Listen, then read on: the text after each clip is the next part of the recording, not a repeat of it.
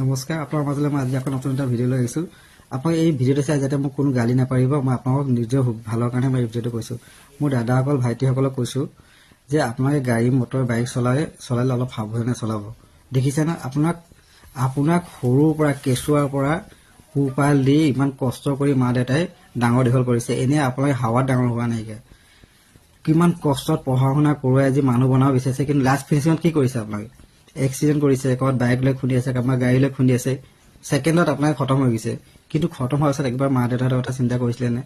বা যেতিয়া আপুনি ঘাইল হৈ পেলাই মেডিকেলত থাকে, একবাৰ মা দেউতাহঁতৰ কথা চিন্তা কৰে যে কিমান কষ্টত ভুগিব লগা হয়।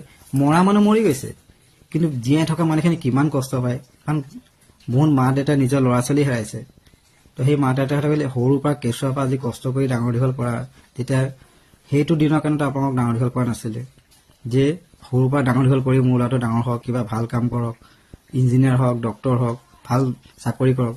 কিন্তু আপোনাৰ কি হৈছে, লাষ্ট ফিনিচিঙত বহুতে নিজৰ মৃত্যু দেহটো ঘৰলৈ আহিছে। তো সেইবোৰ দেখিবলৈ কাৰণে আপোনালোকক ডাঙৰ দীঘল কৰা নাই নহয় মা দেউতাকে। তো সিহঁতৰ বহুত সপোন থাকে।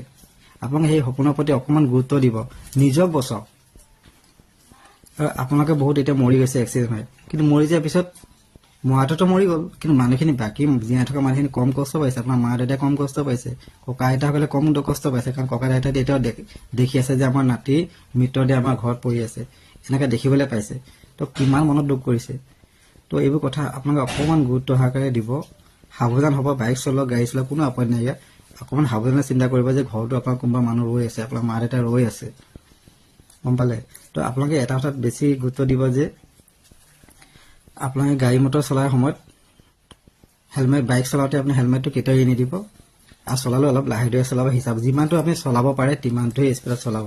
গাড়ীখন চলালে যিমান স্পীডত চলাব পাৰে তিমান স্পীডতে চলাব।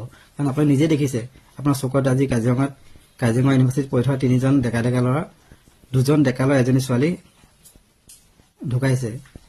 তো এইবোৰ কথা আপোনালোকে অকণমান লোকক দেখি হ'লেও আপুনি নিজে শিকিব লাগে যে আপোনাৰ কাৰণেও কোনোবা মানুহ ৰৈ আছে, মা দেউতাহঁত আপোনাৰ কাৰণে ৰৈ আছে। তো আজি সেইবুলি মই কোৱা নাইকিয়া যে আপোনাৰ বাইক, আপোনালোকৰ তেল, আপোনালোকৰ পইচাতে কিনিছে, মোৰ কোনো আপত্তি নাই ক'বলৈ।